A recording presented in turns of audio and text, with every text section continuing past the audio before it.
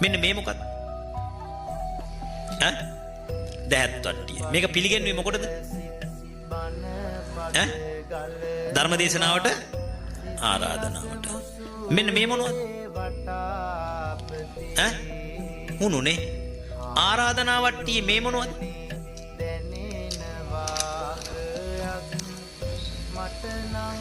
මතක තියාගන්න.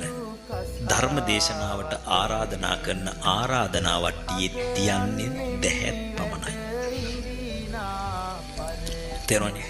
පුවක් උණුදුම් කළ දාන්නේ නව පාසල් වාරයට ගුරුන්ට බුලත් දීලා වඳිනවද? බුලත් පුවක් උණුදුම් කළ දීලා වඳිනවද? අම්මට තාත්තට සිංහල අවුරුද්දට බුලත් පුවක් උණුදුම් කළ දීලා වඳිනවද? බුලත් දීලා වඳිනවද? බුලත් දීලා වඳිනවනේ.